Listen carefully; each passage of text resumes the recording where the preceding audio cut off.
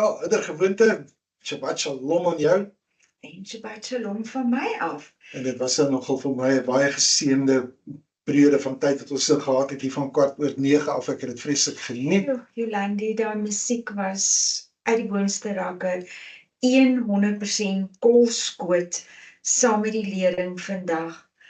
En ja, terwyl ons nou, voordat ons nou begin, wil ek net sê dat ek wil vandag my man eer vir die boodskap en dat hy regtig geluister het en gehoor het wat Vader op sy hart sit met hierdie lering.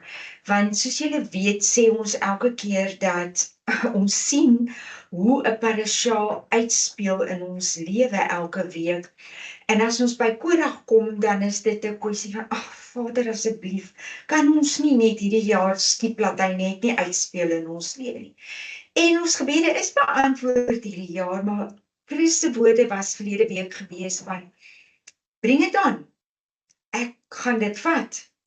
En hy het werklik dit gebring, hy die boodskap so vanoggend ook hier sit, toe sê ek, hoorie, hierdie bring vir my soveel hoop, want dit het so met my persoonlik gepraat, dat ek soveel antwoorde gekry, dat ek regtig vertrou, en ek bid, dat die Ruach vanoggend met jou praat, en vir jou sê, wat jy nodig het om te hoor vanoggend. Ja, en met dit wil ek vir jou sê, ek wil jy nie maar by ons aansluit nie, ek nooi elkeen uit, om saam met ons te studeer, omdat dit is wat ons doen. Ons is besig nou om saam met mekaar, en ek leer graag by jou, ek sien uit daarna wanneer ons by die midrash kom, kyk wat dit is wat jy hierdie week uit Parasha Korag gekry het, en dan dan bring jy dit vir ons na die tafel toe, want so leer ons dan nou by mekaar. En ja, ons moet ook wees om by mekaar te leer. Nou ek wil hierdie Parasha, wil ek begin met 'n vraag,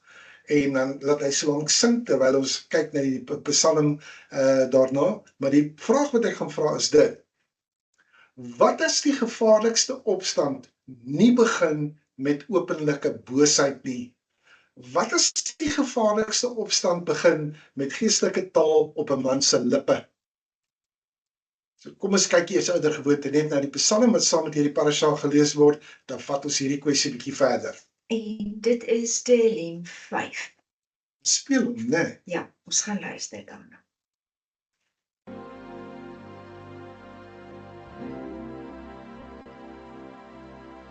And give ear to my words, O Lord. Consider my meditation. Hearken unto the voice of my cry, my King and my God. For unto thee will I pray, my voice shalt thou hear in the morning. O Lord, in the morning will I direct my prayer unto thee, and will give ear to my words, O Lord. Sing with me. Consider my meditation. Hearken unto the voice of my cry, my King and my God. For unto thee will I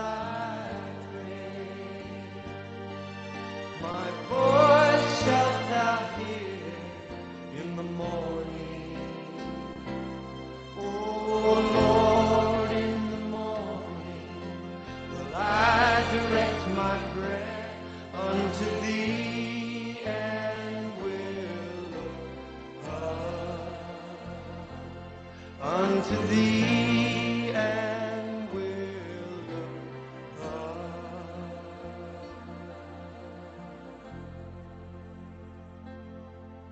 look up.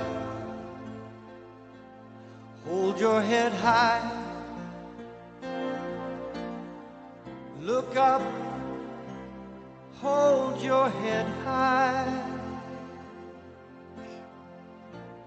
Come before the throne with confidence. You can hold your head up high. Come with boldness, come with confidence. Your head held high, your heart bowed down.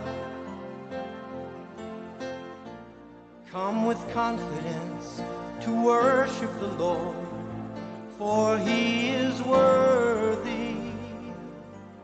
He is worthy. And give ear to my words, O Lord. Consider my meditation.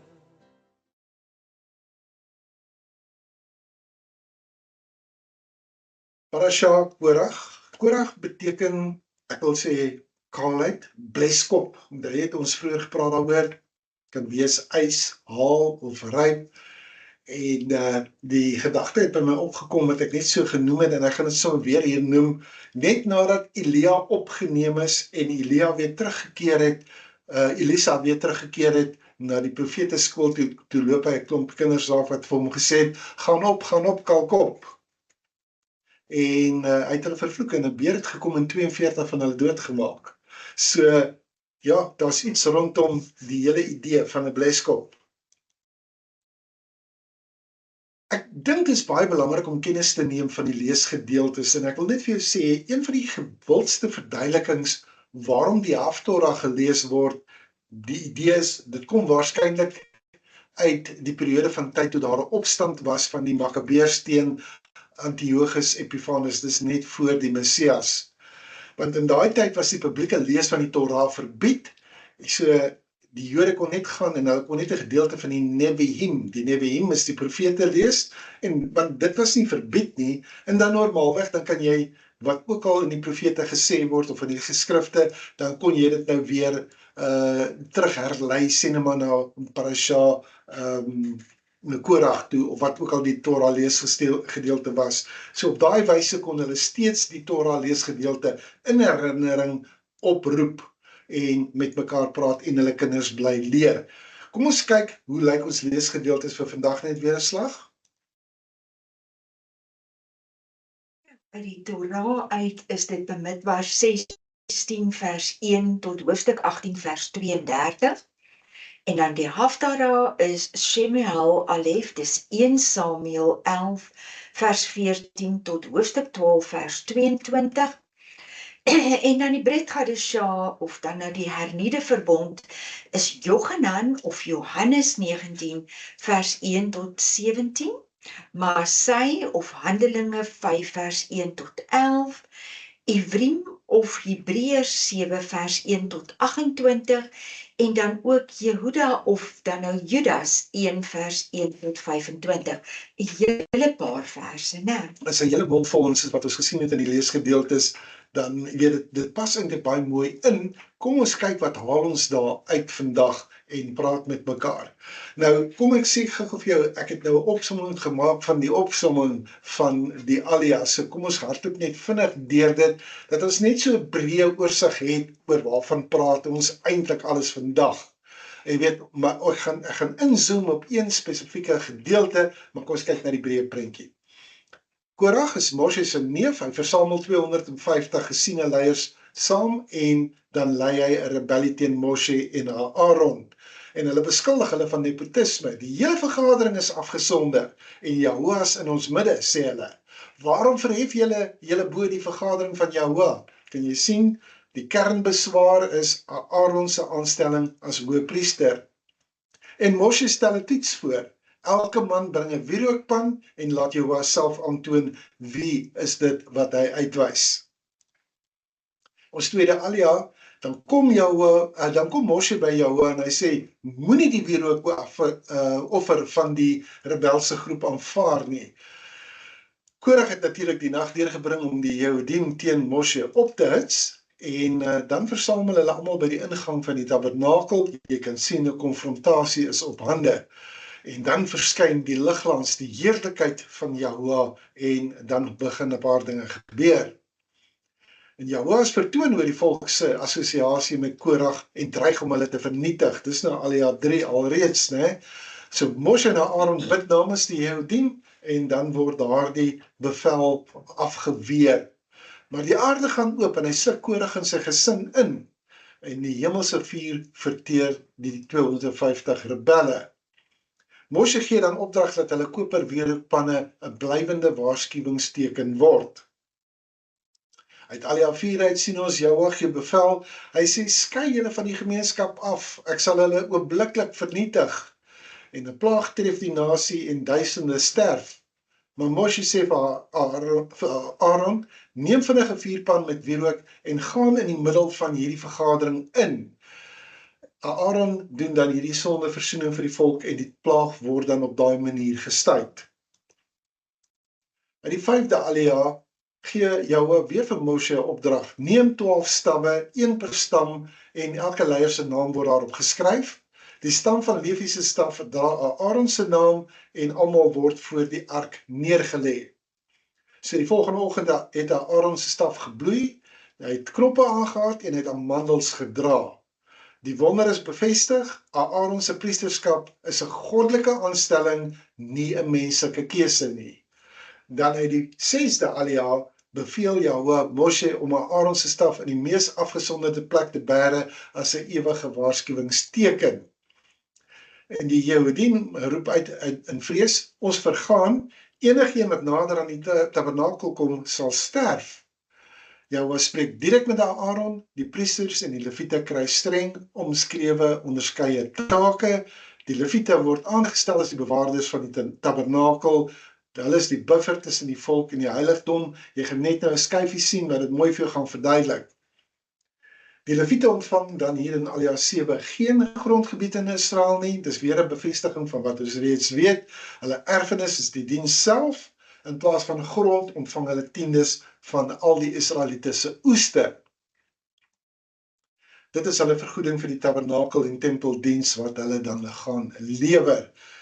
Van die 10de moet die leviete weer op hulle beurt 'n 10de aan die priesters afsonder. Dis in kort waaroor dit gaan. So kom ons gaan nou net terug na die vraag toe wat ek net nou gevra het.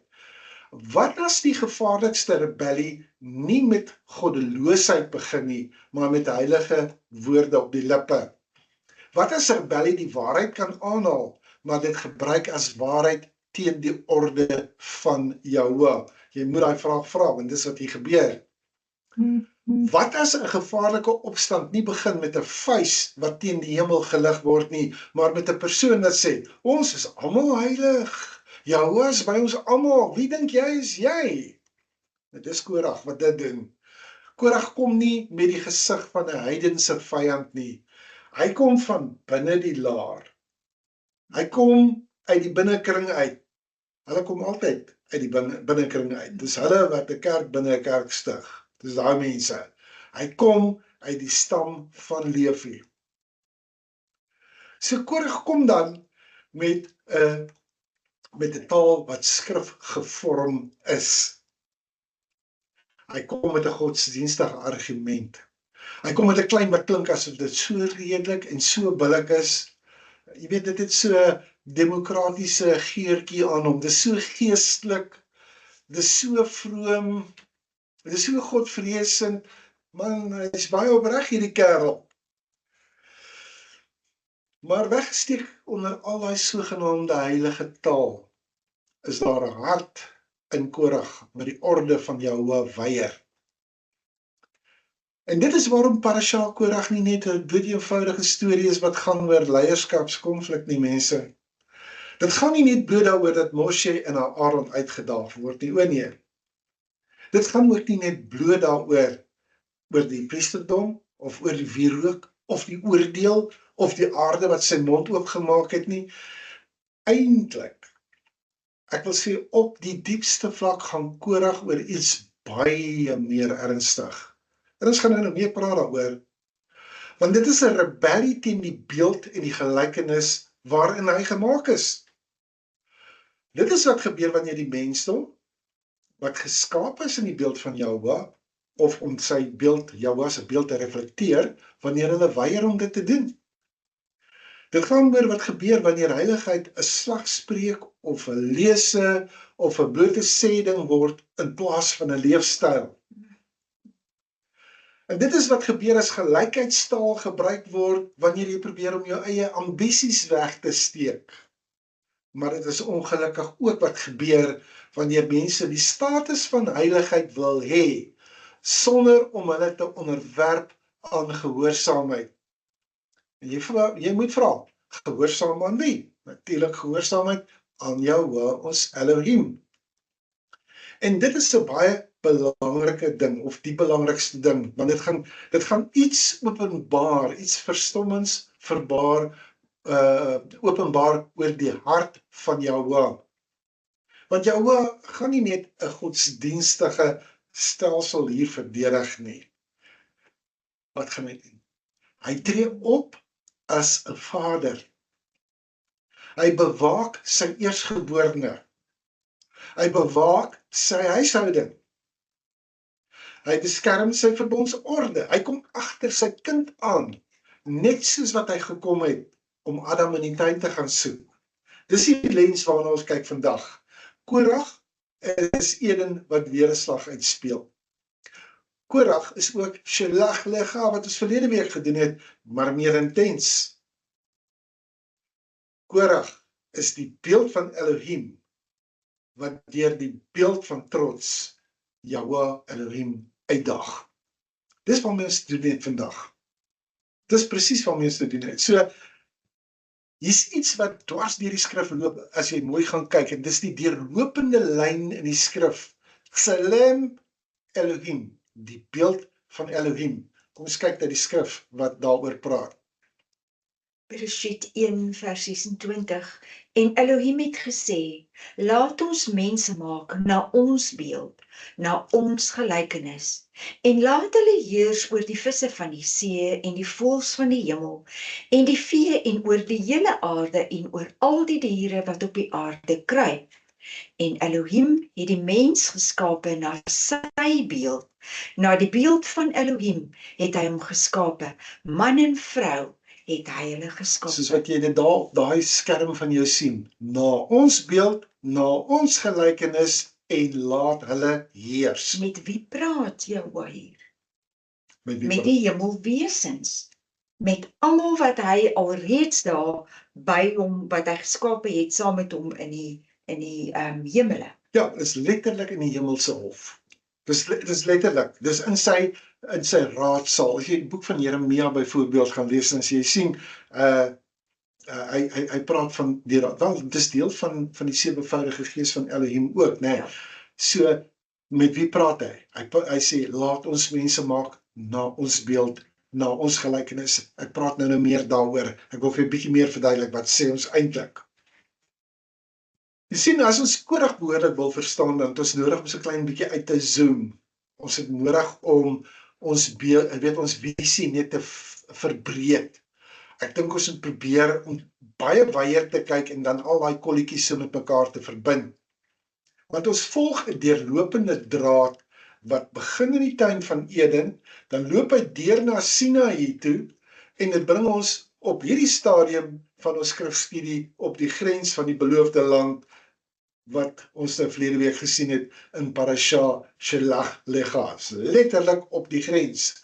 En is daar, by daardie grens, daar by die, voordat hulle in die beloofde land sal ingaan daar, dan rafel daai tou, of daai lyn, of wat jy het ook al wil noem, dit, hy rafel heeltemal uit, hierso in Parasha Korag.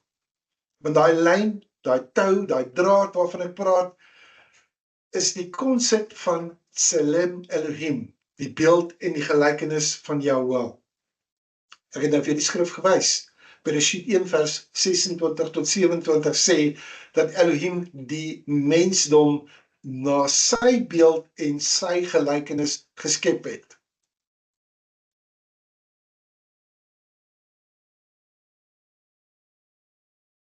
Ja, so wanneer die skrif sê dat die mensdom na die beeld van Elohim geskape is, dan beteken dit nie dat mense fisies soos Jahwe lyk nie. Want ons weet nou, Jahwe is nie 'n wese nie. Hy's nie uit stof gevorm nie en hy word nie deur vlees beperk nie. Weet jy, dit is so crucial wat jy daar sê, nee. Hy is nie 'n wese nie, hy word net stof uitgevorm nie en hy is ook nie deur vlees beperk nie.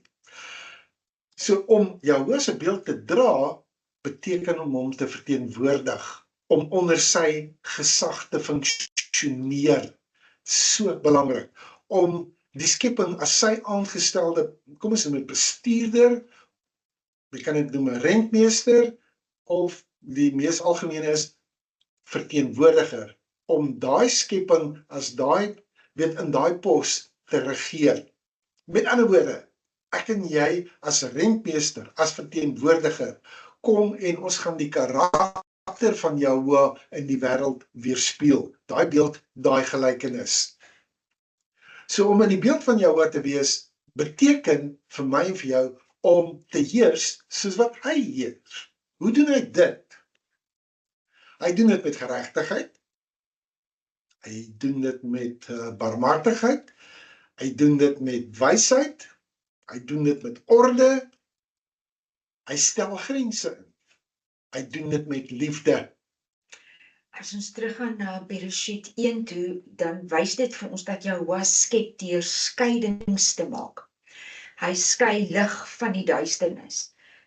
Waters bo en die waters onder. Hy skei die see van die droë land en hy skei dag van nag. En dan skei hy die 7de dag van al die ander dae.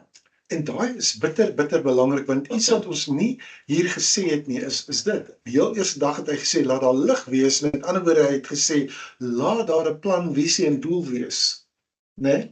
Presies. Dis wat hy gedoen het. So, die skepping is nie chaos nie, soos wat ek gesê het. Hy wys ons 'n baie duidelike patroon. En hierdie skepping is 'n doelbewuste afbakening. Daar's doelbewuste grense wat Jahwe vir ons geskep het, baie belangrik. Want in die skriftuurlike wêreldbeskouing is grense nie die vyand van liefde nie. Party mense dink dit is, hoor.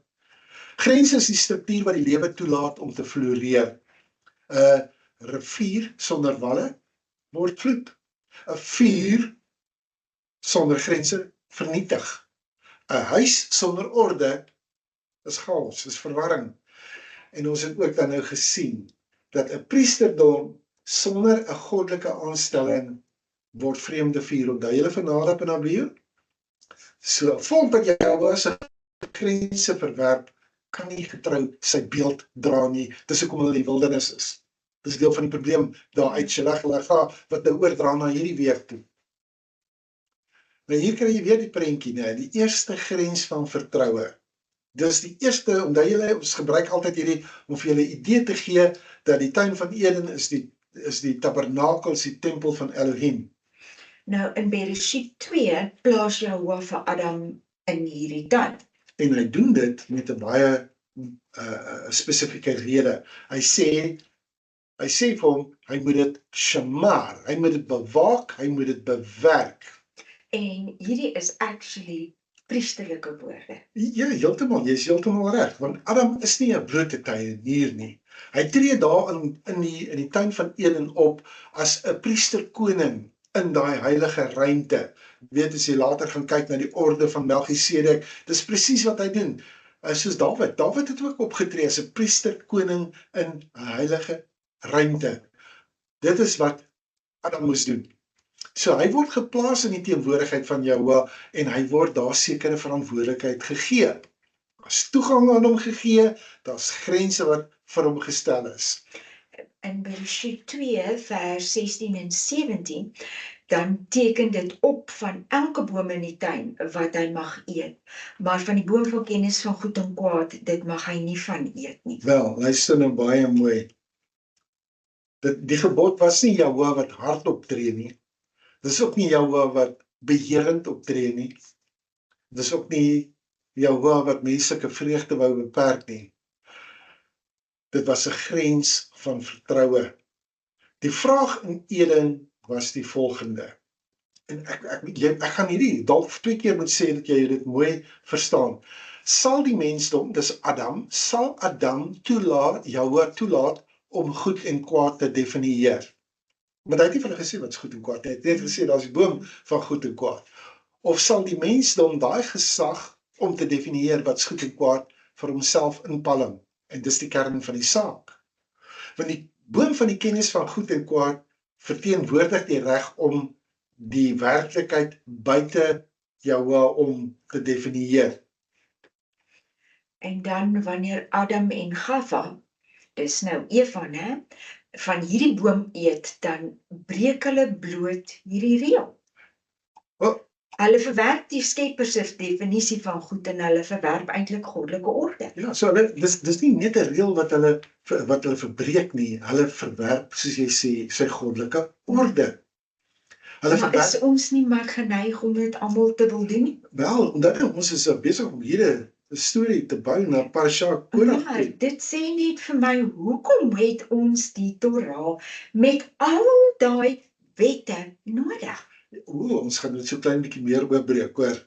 So, wat doen hierdie twee, Adam en Gava? Wat doen hulle? Hulle verwerp die grens wat hulle in staat gestel het om getroue beelddraers van Jahwe te bly. Dis presies wat jy nou net gesê het, né? Ja. As jy dit nou so definieer. So, hulle kan dan nou nie daai in sy beeld en sy gelykenis meer wees nie. So, wat volg dan? Wat volg hierna? In Bereshit 3 sê hulle, vertel vir ons uitdruklik, daar het skaamte gekom. Hulle kruip weg, né?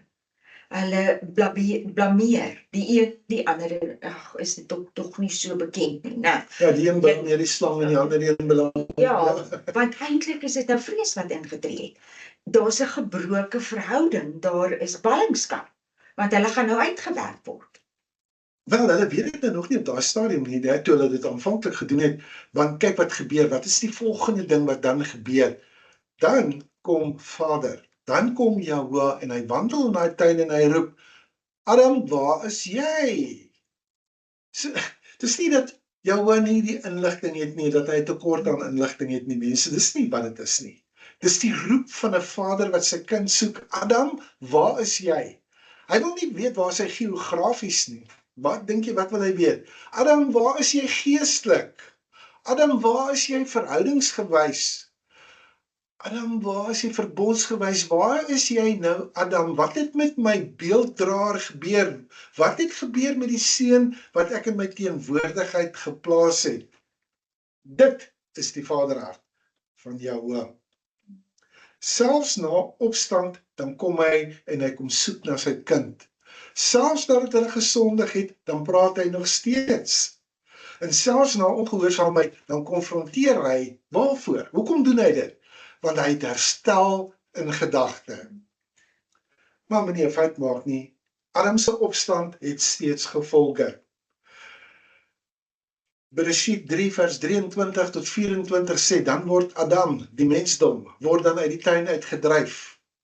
Die beelddraer van Elohim word uit daai heilige ruimte uit verban. Die seun is nou buite die huishouding. Die priester wat daar gedien het, word uit die heiligdom, uit daai afgesonderde omgewing verwyder. Onthou dit, want in Parasha Korach gaan hierdie patroon hom herhaal. Nou, ek wil net hê jy moet eers verstaan, kom ons begin, ek wil praat oor Mitzrayim, want onthou nou, ons begin by die tuin van Eden, ons maak 'n draai in Mitzrayim en ons is op pad na die beloofde land toe. Maar in Mitzrayim, gaan jy sien, kom Jahwe en hy eis sy eerstgeborene op. Ek gee net eers vir jou die skrif dat jy dit kan sien, en dan praat ons nou verder daaroor. Shemot 4 vers 22, dan moet jy vir Farao sê, so sê Jahwe, my eerstgebore seun is Israel. Daarom beveel ek jou, laat my seun trek, dat hy my kan dien, maar jy het geweier om hom te laat trek. Hierso moet jy sien, uitdruklik kom Jahwe en hy sê vir Moshe om vir Hasatan, dis nou Farao, ek meen, hy moes nou die ou slangkop ding daar, hy moes nou in diens van Hasatan, hy sê vir hom, dis wat jy my eerstgeborene gedoen het, jy sy beeld, my beeld en gelykenis van my volk, het jy nou verslaaf, nou gaan ek en jy met mekaar te doen kry. So, jy het nou daai vers gesien, hy sê vir Moshe om dit vir Farao te sê, eerstgeborene. So hou daai vers in jou agterkop, want ek gaan vinnig spring oor 2000 jaar. Nou, Adam en Gawa word nou uit die tuin uit verban. Presies, want hoekom? Hulle is nie meer bekleed met daai lig, die lig van die Torah, die plan, die doel, die visie van die Vader nie. Wat jy dan nou gesien is die Torah? Ek gaan vir jou probeer oopbreek vandag. Nee, so hulle het nie meer daai lig nie. Die lig wat hulle het, net daai lig wat ons van praat is die plan, doel, visie is die or. Nee, nou word hulle bekleed met diervel, wat ook uitgespreek word as or. Hy klink dieselfde, dis nie meer dieselfde nie. Wat het hier gebeur? Die mense disfunksioneel geword. Hy verrig nie meer die funksie waarvoor Jahwe hom geskep het nie. Ons sê dit vir mekaar, sy skepingsdoel het ek nou gekry. Kyk, een van die heel eerste dinge wat jy kan sê, wanneer jy uit tot bekering kom, is dan deel jy met hom en sy skepingsdoel. Wat het gebeur? Adam het die woord waarmee hy toevertrou is, het hy verloor. Hy het die autoriteit wat hy mee toevertrou is, het hy verloor. En sy voorsiening word nou iets waarvoor hy in die sweet van sy aanskyn sal werk.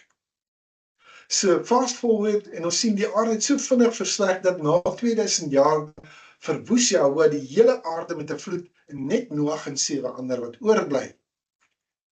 Maar selfs daarna duur die disfunksionaliteit van die mensdom voort. Met die toren van Babel word die mense spraak verwar. En dan sien ons die voorvader Abraham word opgerig. Hy leg gaan, hy gaan na homself. Hy leg gaan na die land toe wat Jahwe hom aanwys. En daar tussen daai 7 Kanaanitiese nasies rig hy 'n nageslag op wat éventueel in Misraim opeindig en dan onder slawerny verval. As ons sien 400 jaar later ken hulle kwaliek die Elohim van hulle vaders Abraham, Jitsak en Jakob. Nou, geslagte gaan verby. Die mensheid het verval in al dieper en dieper geweld, die afgodsdiens, die wanorde. Maar daar is een ding wat nie verander het nie. En dis Jahwe se hart het nie verander nie. Hy verlang steeds na 'n volk wat sy beeld sal dra. Hy verlang steeds na 'n verbondsfamilie. Hy verlang steeds na 'n seun wat sy karakter op aarde sal weerspieël. En dan kom ons by Egipte, by Misraim. So in Shemot, dis nou Eksodus 4 vers 22 tot 23, dan sê hy, daai skrif wat jy nou net aangehaal het, Israel is my seun, Farao. Farao, Israel is my eerstgeborene. Dit is 'n kragtige openbaring vir my en vir jou. En dit word gesê aan die kragtigste godsdienstige leier van daardie tyd. In die wêreld natuurlik, né? Nou, ek wil net vir jou dit sê, voordat Vader miskien oor Israel sal praat in 'n politieke sin, word Israel Jahwe se seun genoem, sy eerstgeborene. Ons moet dit nie uit die oog uit verloor nie. Okay, hy gaan later praat van 'n ander eerstgeborene, né? Dis my eerstgebore seun en wie ek 'n welbehae het, sê hy daar in die Brit gaan 'n Shafia, dan praat hy van Yeshua. Maar hier praat hy van Israel. En Israel en Yeshua, met ander woorde, connect the dots. Kry die twee by mekaar. So, voor Israel die Torah by Sinaï gaan ontvang, dan word hulle, Israel, as Jahwe se eerstgeborene geïdentifiseer. En voordat hulle die land van Israel kan binnegaan, dan is Israel 'n volk wat alreeds liefgehê is deur die volk. Hulle is alreeds opgeëis deur Jahwe, en hulle word verlos deur Jahwe. So hierdie tog is nie net blote bevryding van slawe nie. Nee. Dit is die Vader wat sy seun uit die huis van slawerny terugbring. Ek dink jy stel dit so mooi daar. Farao het Jahua se eersgeborene het hy verslaaf. Farao het Jahua se seun uitgebuit. Farao het probeer om die beelddraer, die roeping van Israel te verpletter. Maar waarmee hy nie rekening gehou het nie, is Jahua daal neer. Nou in Shemot 3 vers 7 tot 8 sê hy sien hulle verdrukking, hy hoor hulle geroep en hy ken hulle lyding en hy daal af om hulle te verlos. Wat sê jy dan? Dis vadertaal, is dit nie? Dit praat van die Vader. Dis 'n Want hy sien, hy hoor, sy hart is om te sien en te hoor en om te ken. Hy ken hulle, hy weet wie hulle is, hy daal neer, hy gaan nou iets doen. So, wat doen Jahua? So, hy gaan hulle nie verlos, hy gaan nie Israel verlos net omdat hulle magtig is nie. Hy gaan hulle ook nie verlos omdat hulle indrukwekkend is nie, of, omdat hulle dit verdien nie. Hy verlos Israel omdat Israel sy seun is, sy eerstgebore, sy verbondskind, dis hoekom. So eenvoudig soos dit. En dit het nog nooit verander nie. Dit het nie verander nie. So, nou soos verlos hy hulle, hy vat hulle daar van Farao af weg, vat hulle na Sinaï toe, hy vat hulle na die nuwe Eden toe, en wat sê hy daar?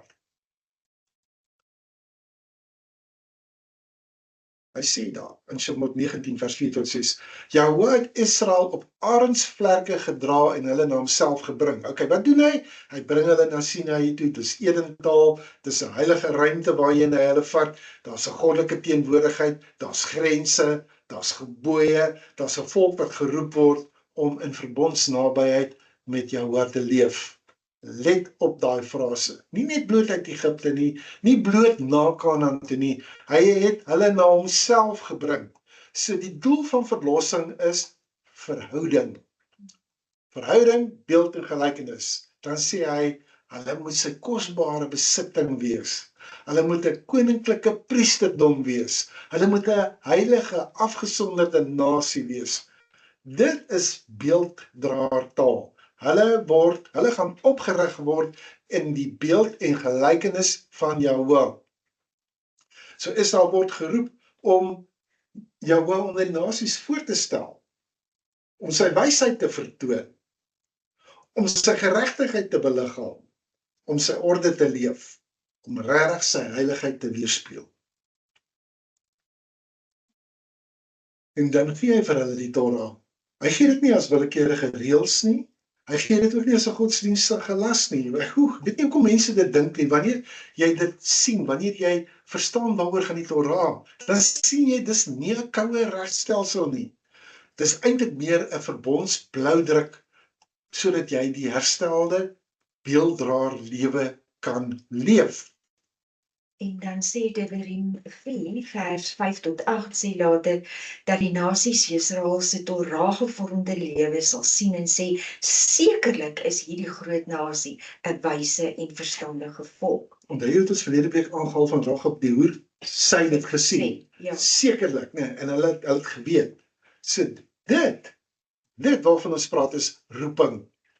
Israel moet die herstelde Adam word, 'n priesterlike seun, 'n heilige nasie, 'n volk wat in Jahua se teenwoordigheid leef, onder Jahua se onderrig, om Jahua se karakter te weerspieël. En Jahua sê dit in Shemot 25 vers 8 sê hy, laat hulle vir my 'n heiligdom maak, sodat ek onder hulle kan woon. So hierdie hele prentjie van beeld en gelykenis is nog steeds daar, né? Dit is 'n ding wat ons oor en oor sien. Vader wil by sy kinders woon. Die Skepper wil by sy beelddraers wees. Hy wil hulle naby hê. Die koning wil sy koninkryk rondom sy teenwoordigheid georden hê. Dan sien ons hierdie Mishkan word Eden in die woestyn. Die laar word 'n heilige ruimte. Die stamme word met orde gerangskik. Die Lewiete kry sekere take. Die Kohanim, dis die priesters, word priesterlike verantwoordelikhede gegee. Daar's grense rondom hierdie heiligheid. Nie omdat Jahoua wreed is nie, maar omdat sy teenwoordigheid lewe verteenwoordig. En lewe moet op Jahoua se manier benader word. Kom ek wys vir jou net gou hoe lyk die kamp. Ek dink as jy my net daar kan met die laser net 'n paar goeters wys. Kan jy sien waar gaan ons nou oor na ek gaan dit vir my daar moet wys, daar gaan ek wys my daar waar jy nou is Kohat, en dis waarvandaan Korach gaan kom. Nou, kan jy sien hoe naby is hy aan die tabernakel? En die 250 kom daar, die stam van Reuben uit, is sommer net daar by hom, die stam aan die suidekant. Wat jy ook sien, die hele kamp is georden in al 12 die stamme daar, jy weet presies wat is oos, wes, noord en suid. Jy sien ook die 4 wesens wat om die troon van Elohim is, die leeu, die arend, die bul en die mens, weet, dit word alles daarin verteenwoordig. Daai prentjie is 'n dagse lering op sy eie, net soos wat hy daar is. So, ek sê vir jou, jy moet nie vir jou verbeel dat die vyand nie nog steeds vandag na die troon wil gaan nie. Maar hierdie vertel vir jou hele prentjie eintlik van hoe ouers hulle kinders moet grootmaak. Ek het jy vanmôre daaroor gepraat. As jy net kan hoor wat ons nou hier sê, dan sê jy verstaan, daar's 'n opgelegde taak dat ons moet ons kinders grootmaak in die beeld en in die gelykenis van Jahoua. Maar wat vir my uitgestaan het hier is die kwessie van hierdie Elohim van orde stel hierdie kampe op. Stel presies elkeen hier op. Jy beweeg nie uit dit nie, want hy het 'n verhouding met jou wat hy wil hê. Dis nie net wette nie. Volgens hierdie, dis vir veiligheid, dis vir dat jy nie uit jou plek uit beweeg nie, sodat jy nie 'n Korach kan wees nie, sodat jy nie in die gees van Korach sal beweeg nie, want dit is wat gebeur. Ja. Dan val daai hele gedeelte weg en dan almal word geaffekteer daardeur. Almal word geaffekteer nie. Die hele kamp word geaffekteer daardeur. En dis wat mense nie verstaan nie. Met ander woorde, elkeen van ons maak saak. Maar dit is hoekom die opdrag is. Hê jou naaste lief soos jouself. Ja. En so begin dinge vir jou dan connect the dots. So weer eens, daai hele prentjie wat jy daar sien, met al die stamme by, nie daai wat nou weggeval het nie, ek meen hulle is by. Ja. Dit word, jy moet jou Elohim lief hê met jou hele hart, jou hele siel, jou hele verstand en alles wat in jou is. Dit verteenwoordig dit met al die reëls, want 'n verbond is 'n verhouding, dis nie 'n stel regsreëls nie. Ons moet dit verstaan. Dis die beeld en die gelykenis van Jahoua. Hy het 'n verbond gehad met Adam. Adam het geval, want Adam het nie geluister nie, so hy verloor sy autoriteit, sy woord en sy voorsiening. En dis wat Vader sê, nee, hier is my kamp, hier is my woord, hier is my autoriteit, hier is my voorsiening. Hy doen dit. Presies, alles wat jy net daar het. So kom ons vat dit net gou tot by Shelach Lefa, want dis waar die beeldkrisis begin het, né? Alreeds vir hierdie nuwe een. Hierdie ouens het verlede week sê hulle mos, ons was so sprinkane in hulle oë. Né? Jahoua bring Israel na die grens van die beloofde land. Die land is nie net bloot eiendom nie, dis waar hulle Torah gevormde samelewing moet gaan vestig. En dit is eintlik 'n lewende getuie, né? Want dit is 'n afgesonderde nasie. Hulle word 'n Eden gemeenskap onder die heerskappy van Jahoua. Dis wat daar moet gebeur. 12 spioene of verkenners gaan die land en hulle sien die vrugte, hulle sien die goedheid, hulle sien die belofte. 10 van hulle kom terug met 'n verslag wat deur vrees gevorm word. En dan sê hulle in Bymekaar 13, dan erken hulle dat die land vol melk en honing is. Dit vloei eintlik, né? Maar dan vergroot hulle ook as gevolg van die reuse wat hulle nou sien, en hulle vergroot die versterkte stede, en hulle vergroot die bedreiging wat nou vir hulle voorlê. En dan kom die woorde wat alles eintlik onthaal, en dit is dan Bymekaar 13:33. In ons eie oë was ons soos sprinkane. Dit is nie bloot vrees nie, dis 'n identiteitsineenstorting, 'n totale gemoedsineenstorting. Hulle is geskep om die beeld van Elohim te dra, maar hulle het hulle self as insekte gesien. Is ons nie ook skuldig hieraan? Gereeld. Gereeld.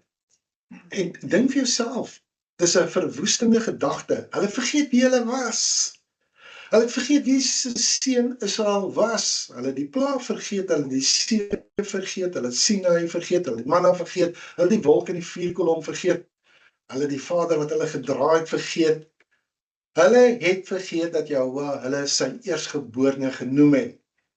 Vrees maak dat jy jouself hervertolk. Ja. Dink net wat jy nou hoor wat ek nou vir jou sê. Het jy jouself dalk hervertolk? Ja, in plaas van om te sê ek is Jahweh se verbondsvolk, dan sien ons onsself as sprinkaan. Presies. As jy wedergebore is jy nie 'n sprinkaan nie. Jy is Vader se verbondsseun. Dis wie jy is. Dis wou die wêreld reikhalsende verlange na die openbaarmaking van die seuns van Elohim. Dis Romeine 8 dink ek wat dit sê. So, in plaas van die reëse deur Jahweh se belofte te sien, het hulle Jahweh se belofte deur die reëse gesien. En dit was die tragedie van Shelach. Omdat hulle Jahweh se bevel om die land binne te gaan verwerp, dan teken Numeri of Bemidbar 14 die besluit op. Julle gaan vir 40 jaar in die wildernis rondwaal, julle gaan daar sterf en julle toegang tot my edenagtige land, dit word nou vertraag. Kan jy sien, hulle word in ballingskappe gestuur, nes Adam en Gawa. So hulle moet weer terugdraai na die woestyn toe en nou is ek en jy gereed om te verstaan wat het gebeur in Korag. Want jy sien, Korag se rebellie het ontstaan in die wonde van teleurstelling. Dit het nie 'n Ja, wel, eintlik wat ons moet sê is dat Parasha Korag het nie gebeur in 'n vakuum nie. hy het beslis nie ek moet vir sê daar 'n vakuum ontstaan, maar dit gebeur nie in 'n vakuum nie.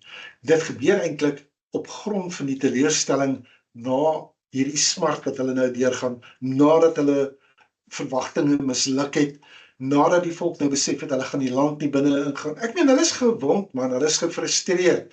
Hulle sien hulle toekoms is verlore en die gevare is daar. Oombliklik, dis op by hulle. So jy sien dat hierdie wortels of hierdie sade vir die opstand is geplant en gewortel op grond van teleurstelling. Nou wanneer mense pyn ly, dan word hulle kwesbaar vir stemme wat regverdig klink, maar wrokgevoelens voed. Wanneer mense ontnigter is, dan word hulle kwesbaar vir leiers wat blaam aanbied in plaas van bekering. Wanneer mense treur, dan word hulle kwesbaar vir bewegings wat vir jou bemagtiging beloof, maar hulle verwerp aanspreeklikheid. En dis heeltemal die atmosfeer van Bemidbar 16. Korag, die seun van Jetsar. Ek gaan nou die skrifgie vir jou op die skerm gooi. Ek wil net hê jy moet weet, hierdie ouens is erkende leiers, invloedryke manne met status, manne wie se stem gewig dra. Kyk, van wie praat ons hier? En Korag, die seun van Jesar, die seun van Kehat, die seun van Levi, saam met Datan en Abiram, seuns van Eliaf en On, die seun van Pelet, seuns van Reuben, het manne geneem en hulle het opgestaan voor die oë van Moshe saam met 250 man uit die kinders van Israel, owerses van die vergadering, manne wat opgeroep was vir die volksvergadering, manne van naam. En hulle het bymekaar gekom teen Moshe en Aaron en aan hulle gesê, dit is nou genoeg, want die hele vergadering, hulle almal is afgesonder, en Jahweh is in hulle midde. Waarom verhef julle jou dan oor die vergadering van Jahweh? Ek wil net, los net vir my daai skrifgie op die skerm vir 'n oomblik. Ek wil sê, hulle het vir hulle manne geneem. Weet jy, ek het nie in detail in dit ingegaan nie, maar ek kan vir jou sê, dieselfde woord wat daar gebruik word, is soos byvoorbeeld, Abraham het 'n mes geneem, met ander woorde, om dan nou vir Jitsak te offer. Jy weet, dis 'n doelbewuste aksie, dis 'n ontwyfelbare aksie. Dit het per toeval gebeur nie. Hulle het dit doelbewus gedoen. So, hierdie ding wat hulle nou sê, dis nou genoeg, weet net mooi, hierdie woorde is kragtig, omdat dit 'n gedeeltelike waarheid bevat. Was die vergadering geroep om afgesonder te wees? Ja, hulle was. Ek sê weer, in Shemot 19:6 sê vir ons, Israel word geroep om 'n afgesonderde nasie te wees. Was Jahua onder hulle? Ja, die Mishkan was in hulle midde. Was Israel geroep tot 'n priesterlike roeping onder die nasies? Ja, hulle moes 'n koninklike priesterdom wees. So wat is dan verkeerd met Korag se stelling? Die probleem is nie dat elke sin vals is nie. Die probleem is dat Korag verbondswaarheid gebruik om die verbondsorde, die struktuur aan te val. En dis wat hierdie opstand so gevaarlik maak. Hy bewapen die teologie. In Engels sê hulle, he weaponizes theology. Hy neem 'n ware skriftuurlike beginsel, die afgesonderdheid van Israel, en dan gebruik hy dit om die spesifieke aanstellings wat Jahua gemaak het, te verwerp. Hy neem die taal van gelykheid, en dan gebruik hy dit as 'n leer vir ambisie. Hy neem die taal van afgesonderdheid, en dan gebruik hy dit om die grense wat Jahua self daar gestel het, uit te wis. Ja, en dit is in Eden weer eintlik van voor af wat hier afspeel. Die slang Ons praat gaan weer. weer terug na Eden toe. Slang praat weer. Ja, Maar hy praat weer deur hom. Hy het begin deur Jahua se woorde te verdraai. Hy sê, wat het hy in Bereshit 3 vers 1 gesê? Het Elohim werklik gesê? Nou Korag se gees is soortgelyk. Het Jahua werklik Moshe aangestel? Het Jahua werklik Aaron gekies? Is ons nie almal heilig nie? Is Jahua nie hier onder ons almal nie? Hoor jy hoe mooi geestelik is dit, maar dis opstand. Kyk hoe sien Jahua dit. Korag se eerste mislukking is die verwerping van goddelike onderskeid. Onthou jy, ons het net nou gesê, Jahua skep lewe deur onderskeid te maak. Hy skei die lig van die duisternis. Hy skei dit wat heilig of afgesonderd is van dit wat gewoon is. Hy skei dit wat rein is van onrein. Hy skei die Shabbat van die gewone dae. Hy skei die priester van die leviet. Hy skei die leviet van die gewone Israeliet. ja, en nie omdat die een meer menslike waarde as die ander het nie, maar omdat Jahua verskillende funksies toegewys het binne sy geordende huishouding. En dit vorm alles deel van sy beeld en sy gelykenis. Presies. Want dit is wat, daar waar hy is dit sy beeld en sy gelykenis. En dis wat nou hier moet plaasvind. Nou, Vayikra 10 vers 10 sê, dat die priesters het die taak om te moet onderskei tussen dit wat afgesonder is en dit wat gewoon is. Holy en profane. Dis waar tussen hulle moet onderskei. Tussen dit wat onrein is en wat rein is.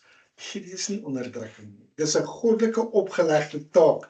Dis 'n priesterlike onderskeidingsvermoë wat vir hulle gegee word. En onthou nou, hy's 'n priester, né? So, dis hoe hierdie heilige ruimte beskerm moet word. Dis hoe lewe bewaar moet word.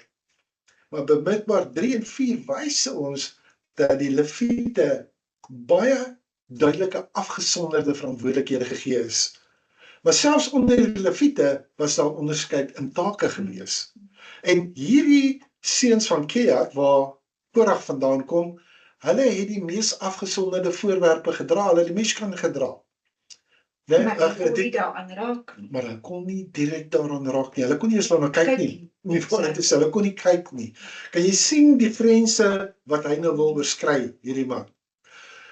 So, nabyheid aan die afgesonderdheid verwyder nie die behoefte aan eerbied nie. Met ander woorde, net omdat hy naby was aan die Mishkan, naby aan die verbondsark, dit beteken nie dat hy kan sommer nou net eerbied, maar net by die agterdeel wat uitgaan nie. Maar Korag was 'n leviet gewees en hy het reeds 'n afgesonderde roeping gehad.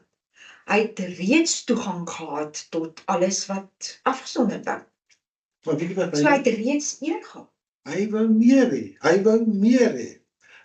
Ons sien dit in Bemidbaar, wat is dit, 16. Ja, dan is dit te gering vir jou dat die Elohim van Israel jou van die vergadering van Israel afgesonder het om jou naby homself te bring? En sou jy ook die priesterskap begeer? So Moshe is baie reguit met hom daar, né? Is 'n diep vraag daai. Is dit te gering vir jou? Korag se probleem was nie uitsluiting nie. Korag se probleem was ondankbaarheid. Hy kon nie die roeping wat hy gehad het eer nie, omdat hy die roeping wat hy nie gehad het nie begeer het. Sjoe, sê Baie- daai weer. Né? Hy kon nie die roeping wat hy gehad het eer nie, omdat hy die roeping wat hy nie gehad het nie begeer het. Ja. Is 'n waarskuwing vir my en jou. Baie mense vernietig nie hulle roeping omdat hulle nie 'n roeping het nie. Hulle vernietig hulle roeping omdat hulle die roeping wat Jehovah werklik aan hulle gegee het, verag. Hulle staan naby aan al hierdie heilige dinge, maar hulle harte is ver van tevredenheid af.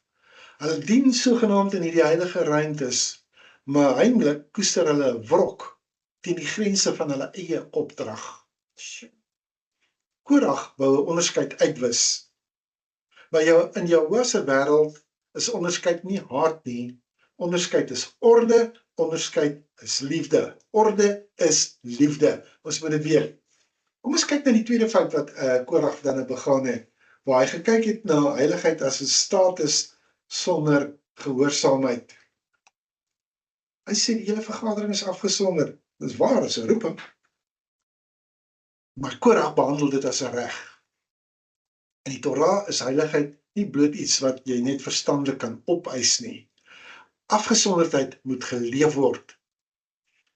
Want Vayikra 19 vers 2 sê, julle moet afgesonderd wees, want ek, Jahweh, julle Elohim, is afgesonder. Hoeveel keer het hierdie skrif nie nou die laaste ruk opgekom nie, dat dit is as 'n vader dit beklemtoon, wees afgesonderd want ek is afgesonderd, Maar- wees afgesonderd want ek is Dan afgesonderd. gaan hy verder in Vayikra 19, dan sê hy, eer jou ouers, onderhou die Shabbat, moenie die afgode draai nie, laat die hoeke van jou land oor vir die arme en vir die vreemdeling, moenie steel nie, moenie lieg nie, moenie verdruk nie, moenie die dowe vervloek nie, moenie 'n struikelblok voor die blinde plaas nie. Jy moet jou naaste lief hê soos jouself. So, afgesonderdheid is nie net 'n slagspreuk nie. Afgesonderdheid is 'n beliggaamde gehoorsaamheid.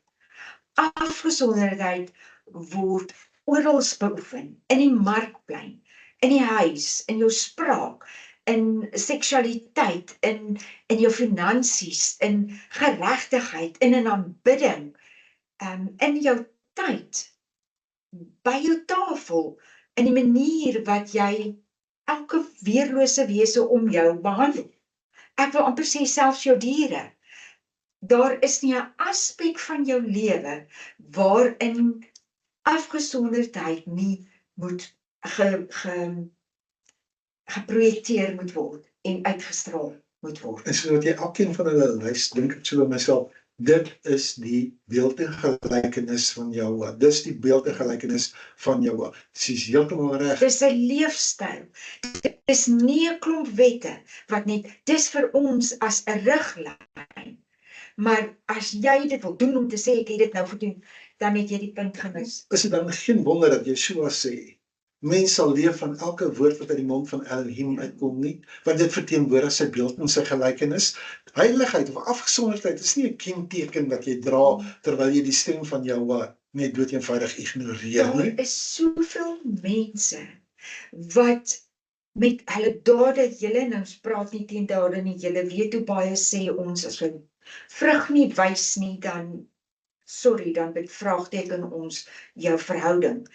Maar soveel mense wil die regte ding net doen en hulle is so ingestel om die regte ding te doen, dat hulle die hele pot eintlik mis het. Ja, dat hulle nie eintlik omgee hoe hulle jou vertrap sodat hulle die regte ding kan doen. Ja. Dit is die Want dit skrikwekkende het nie 'n gedeelte. leefwyse geword nie, dit is net om die regte ding te wil doen.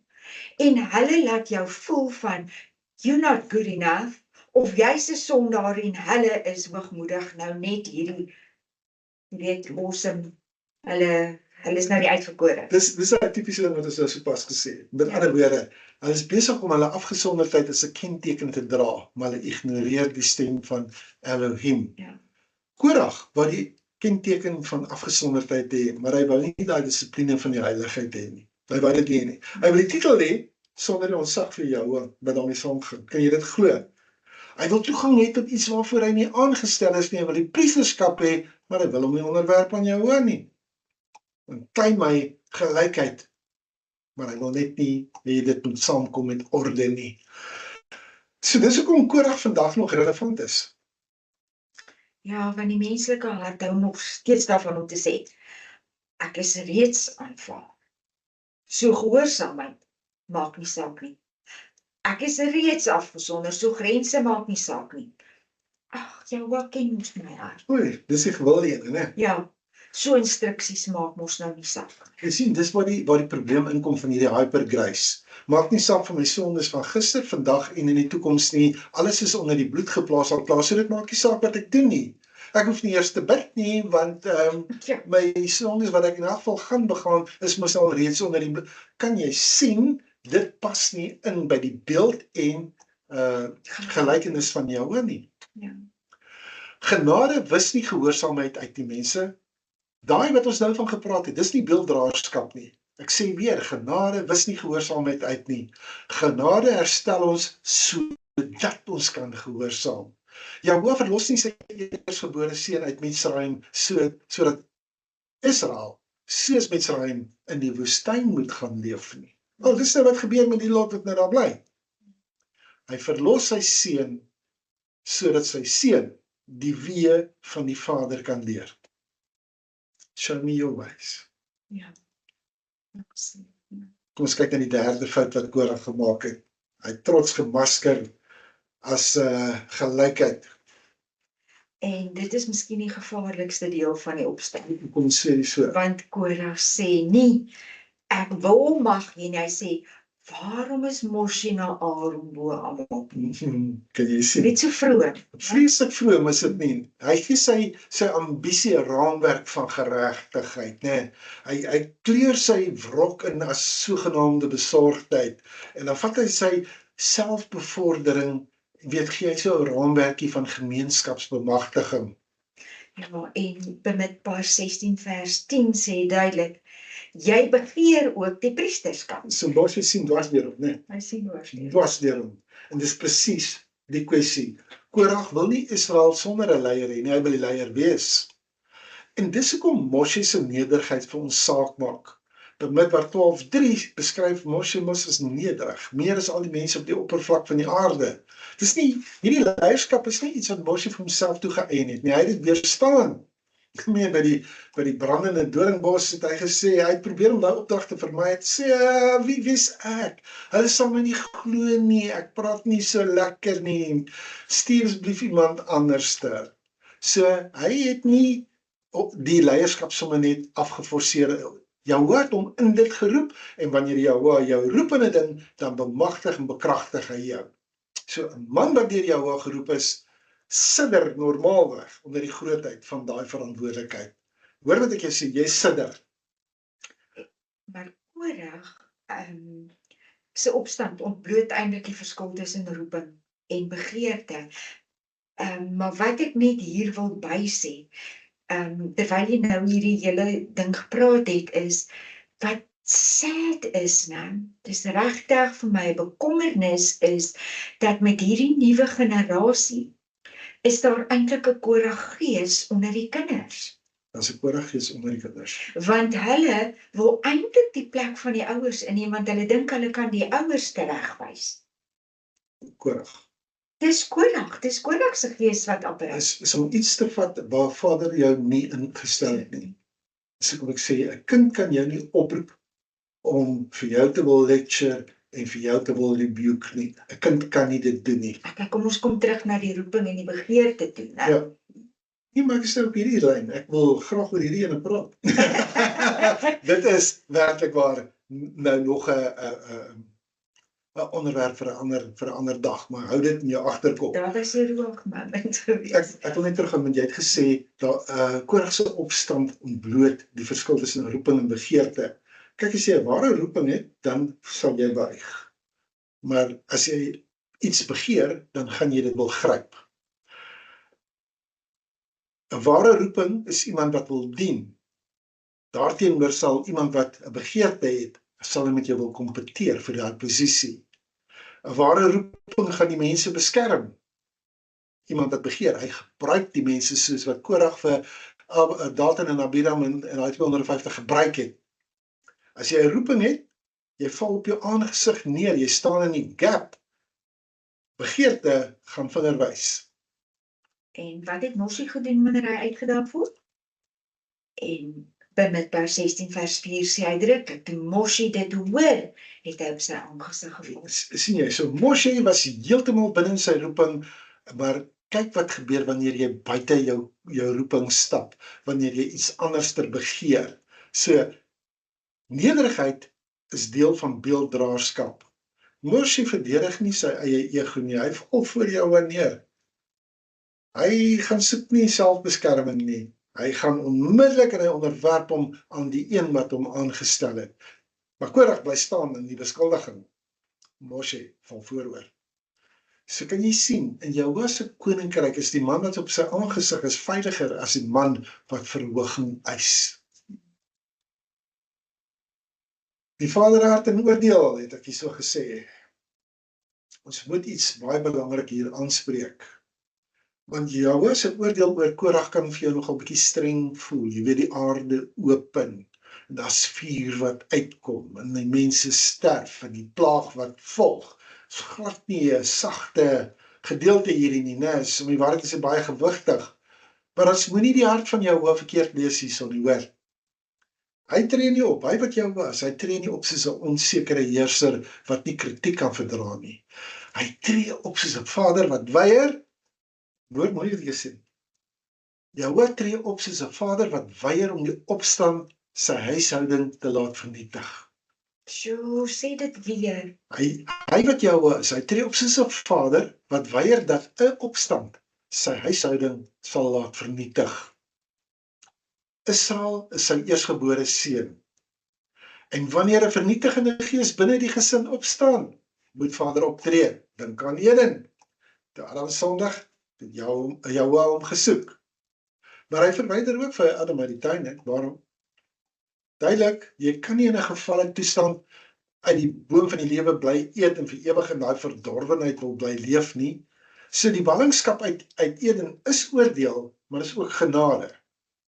Want dit, soos wat ek sê, so 'n groot woord, hy verhoed geïmmortaliseerde opstand. Jy kry daai selfde patroon in Korag. As Korag se opstand toegelaat word om onbeheers te versprei, is die hele kamp, die hele laar in gevaar. Dan is die priesterskap in gevaar. Dan is die Mishkan in gevaar, die mens is in gevaar. En die eersgeborene seun loop gevaar om Mitsraim in die woestyn te word. So vader tree op, nie omdat hy sy mense haat nie, dis omdat hy te veel lief het om hulle daai chaos te laat definieer. Ek sê nou vir jou, 'n vader wat nooit reg help nie, is nie liefdevol nie. 'n Vader wat toelaat dat die gif deur sy huis versprei, hy is nie sag nie. 'n Vader wat opstand toelaat om weerloses te vernietig, is nie meer lewend nie. Jahwe se liefde is regtig nie emosionele swakheid nie, hoor. Dis 'n heilige vuur. Kyk wat sê Hebreërs 12 vers 6. Dit praat van Jahwe tugtig die een wat hy lief het, maar ook Mishle of Spreuke 3 vers 11 en 12 wat sê om nie die tugtiging van Jahwe te verag nie, want hy help reg soos 'n vader 'n seun reg help, in wie hy 'n welbehae het. Juis in die wie hy 'n welbehae. So hy het hierdie draad wat ook deurloop daar, né? Met ander woorde, hy tugtig die wat hy lief het. Hy werk soos 'n vader 'n seun reg help. So tugtiging is nie verwerping nie, dit is eerder verbondsvaderskap. Hierdie prentjie sê nogal baie, weet die aarde maak oop. Die aarde was woes en leeg. Ek wil kom ons praat net vir 'n oomblik oor hierdie verskriklike oomblik. So Moses sê hier in Bemidbar 16:28-30, as hierdie manne 'n gewone dood sterf, dan het Jahwe hom nie gestuur nie. Maar as Jahwe iets nuuts skep, as die grond sy mond oopmaak, as hulle lewend in Sheol afgaan, dan sal Israel weet dat hierdie manne Jahwe verag het. Okay, so wat gebeur dan wanneer hierdie aarde open en hy raak woestynweg, né? Die grond, ek wil jy moet net kyk na daai taal. Die grond maak sy mond oop. Die aarde sluk, nie willekeurig nie, dis simbolies. Maar wat jy hier het is die skepping in 'n omgekeerde rigting. In Bereshit 1 bring die aarde lewe voort. Jy weet, daar's plante, daar's bome, is lewende wesens. In Bereshit 2 vers 7 word Adam deur Jahwe uit die stof van die grond gevorm. Die aarde word die verhoog waarop die beelddraer, die een wat in Jahwe se beeld en gelykenis geskep is, die mens, word daar geplaas. Maar hier in Bemidbar 16 bring die aarde nie voort nie, dit sluk. Die grond wat lewe gegee het, ontvang nou die opstand. Die verhoog van die beelddraerskap word nou 'n graf van chaos. Korag kies en omhels die wanorde. Die aarde sluk daai wanorde in. Is 'n omgekeerde skepping. Dis een wat omgekeerd is. Dis die teebeeld van, jy weet, van die stof wat ineen stort. En dis uiteindelik 'n ballingskap vir hulle. Nie net bloodoos van Eden nie, nie net terug in die woestyn in nie. Hulle gaan onder die oppervlak van die lewende aarde. Die skrif sê hulle het lewend in Sheol afgegaan. Nou Korag wat bo hierdie opdrag uitstyg. Maar letterlik wat jy eintlik hier sê is dat die aarde of daar waar die Mishkan was, is nou bo waar hulle nou is. Presies, met ander woorde, die grond het oopgegaan. En dit hulle sê ingesluk, vir my presies die beeld van die soos in die hemel, so ook op die aarde. Ja. Dis eintlik 'n prentjie daarvan, né? Heeltemal. Met ander woorde, hulle teruggekeer na woestynweeg. Sure. Dis wat gebeur het. So, hulle het onder die stof van daai laar van kamp afgedaal. Wanneer jy jouself wil verhoog, dan gaan jy hierdie tipe van afdaling ontvang. Wanneer jy hierdie soort van sigbaarheid nastreef, weet jy gaan verdwyn. Hy wou die priesterskap hê, al wat hy geword het is die waarskuwing. Dis nie net straf nie, dis openbaring. So Jahwe wys vir Israel wat opstand werklik is en wat die gevolge is daarvan, en dis beslis nie vooruitgang nie, dis nie vryheid nie, dis gebondenheid. Dit dra nie sy beeld nie, dis tohu webohu, dit word woes en leeg. Nou, voordat ons gaan kom by Moshe en Aaron as beelddraers, wil ek net praat oor die vuur en die wierook en die gevaar van ongemagtigde heiligheid. Onthou nie, daar was nog 250 manne wat ook wierookdraers was. Bemidbar 16:35 sê die vuur het uitgegaan van Jahwe en die 250 manne verteer wat daai wierook geoffer het. Weereens verbind dit ons aan die groot Torah tema. Wierook, heilige vuur, priesterlike nadering is nie iets wat jy sommer net casual hanteer nie. Iets wat jy terloops doen nie. Onthou van Nadav en Abihu, die vuur het uitgegaan en hulle is verteer. En die kwessie is nie dat die wierook sleg is nie. Die kwessie is die ongemagtigde nadering, né? Dis absoluut die ongemagtigde nadering. Met ander woorde, dis afgesonderde goed wat op menslike terme hanteer word, en dis nie vir Vader aanvaarbaar nie. So die vraag in die Torah is nie net, is ek opreg nie, ek so opreg, Vader ken my hart nie. Nee, die vraag is, het Vader dit beveel? So harde woord vir moderne ore, né? Want ons sê, as my hart net reg is, dan moet jy Jahwe dit aanvaar. Dis nie wat die Torah sê nie. Die Torah sê, ja, jou hart maak saak, maar gehoorsaamheid maak ook saak. Hoe jy tot my nader, maak saak. My orde maak saak. My instruksies maak saak. Korag se geselskap wou nie daai toegang hê sonder, of hulle wou dit daai toegang hê sonder 'n priesterlike aanstelling. Hulle wou heilige vuur hê sonder 'n heilige vrees. Hulle wou nader kom sonder dat hulle gestuur is. En Jahwe sê nee. Want as elkeen heiligheid vir homself gaan definieer, dan word heiligheid of afgesonderdheid iets betekenisloos. As elkeen dan kan nader gaan soos wat hulle wil, dan word die miskanne verhoog vir die menslike ego. En as elke begeerte aanbidding genoem word, dan word aanbidding afgoderry met die Hebreëse woordeskat. Dit is baie skerp woord, is jammer, maar dit is noodsaaklik, ek en jy moet kennis neem. Nie elke godsdienstige daad is gehoorsaamheid nie. Nie elke geestelike aanspraak dra die beeld van Jahwe nie. En nie elke offer word aanvaar nie. Maar weer eens, nou praat ons oor Moshe en Aaron. Kom ons kyk, hoe lyk hierdie twee beelddraers wat wel nie gaping gestaan het, né? Want dis hoe ware beelddraer leierskap lyk. Sien, na die oordeel, dan klaar die mense weer. Ja.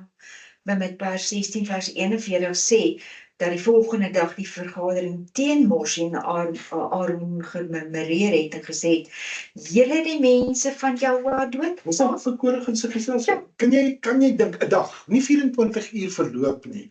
Dink jy daaroor na? Maar alles wat gebeur het, blameer hulle steeds vir Moshe en Aaron. Hulle verstaan steeds nie, hulle verdedig steeds die opstand, hulle beskuldig nog steeds die voorbidders, die intercessors. Die klink so bekend.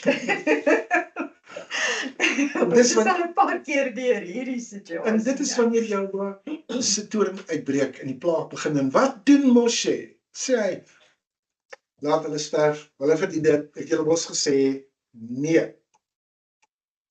En dan Bamidbar 16 vers 46 tot 48, dan sê Moshe vir Aaron om die wierookpan te vat, vuur van die altaar daarin te sit en dan wierook daarop te lê en versoening te doen vir die mense. Weet jy wat doen Aaron? Hy vat daai vuurpan en hy hardloop tussen die vergadering van die mense in. Hy gaan staan tussen die dooies en die lewendes. Daai plaag stop net daar.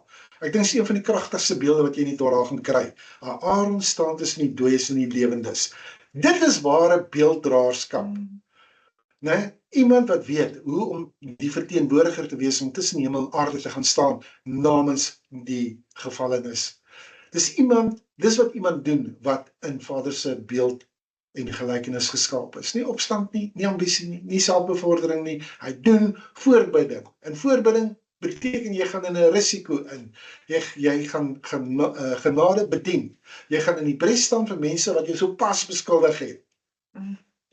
En dit is presies net dit wat die hart van die Vader weerspieël. Want Jahwe is die Vader wat jou kom soek. Ja. Jahwe is die een wat al my krete hoor. Hy is die een wat die versoening voorsien. Hy is die een wat die lewe bewaar te midde van oordeel. En vir ons as volgelinge van Yeshua die Messias, ons moet hoor hoe weer klink dit. Want Yeshua staan in volkome gehoorsaamheid voor Jahwe. Hy het nie gesag aangryp nie, hy het dit ontvang. Hy rebelleer nie teen die Vader nie, hy onderwerp hom aan die Vader. Hy skaf nie Vader se wil af nie, hy doen Vader se wil. En Johannes 5 vers 19 sê uitdruklik, die seun kan uit homself niks doen nie, maar slegs wat hy die Vader sien doen. En dan Johannes 14 vers 31 sê ook, hy doen soos die Vader hom beveel het. En dit is wat ware beelddraerskap is. Ek sê vir jou. Dit is hoekom Yeshua gesê het, neem jou folterpaal op en volg my. Ja. Ek het vir jou die voorbeeld kom stel. Yeshua wys ons wat Adam versuim het om te wees. Wat Israel geroep is om te wees. Wat Korah geweier het om te wees.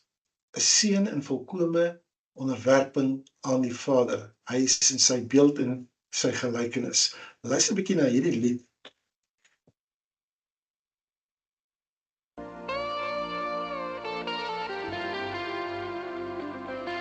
Your love for me has set me free, and now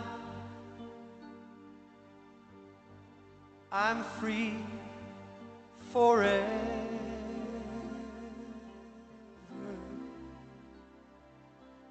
Your heart entwines and beats with mine, and I'm in you.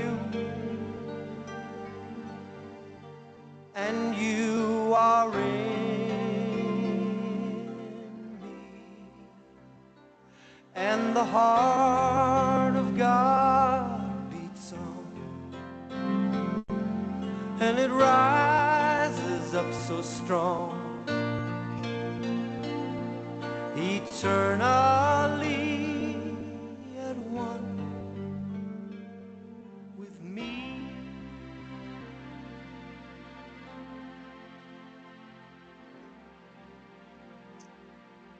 Your flesh, the bread,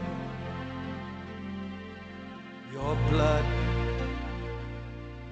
the wine becomes my life, becomes my being.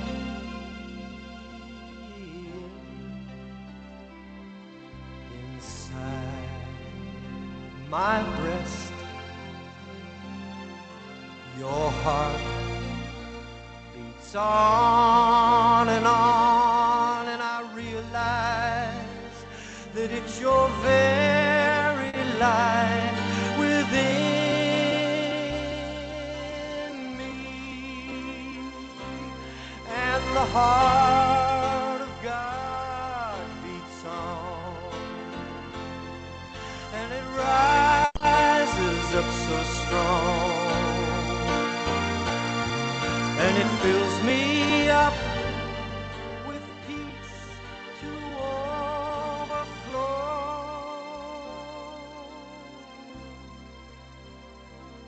overflow,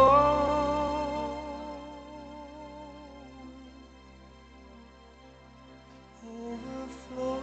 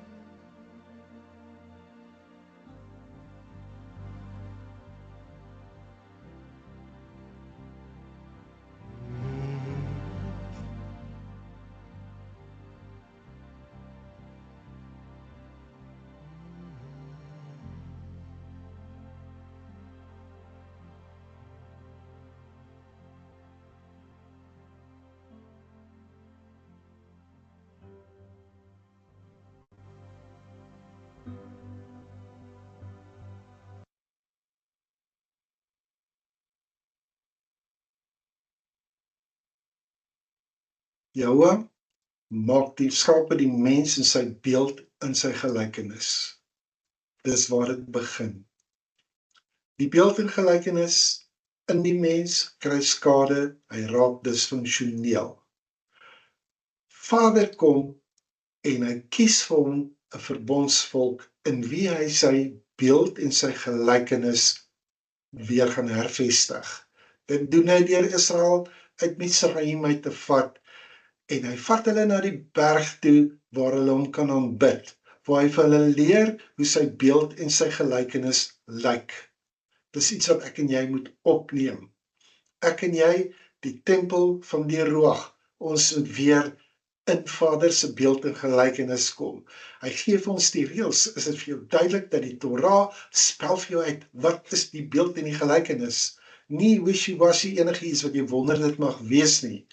Jy sien, ek en jy het nodig om te verstaan hoe daai draad verder loop deur my en jou, dat ons tot volle wedergeboorte moet kom, dat ons moet sterf van die-self, dat ons gedoop moet word in die dood van die Messias, want die Messias, sê Kolossense 1 vers 15, hy is die beeld en gelykenis van die onsienlike Elohim, die eerstgeborene van die hele skepping.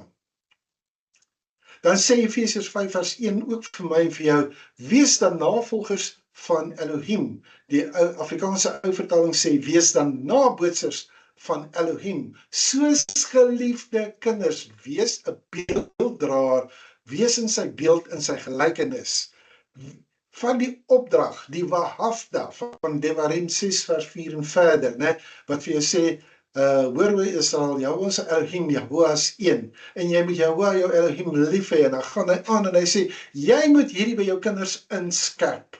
Dis my en jou taak om ons kinders te disipel in die beeld en gelykenis van Jahweh ons Elohim, en hulle te leer om wyd te staan van die tente van Korag.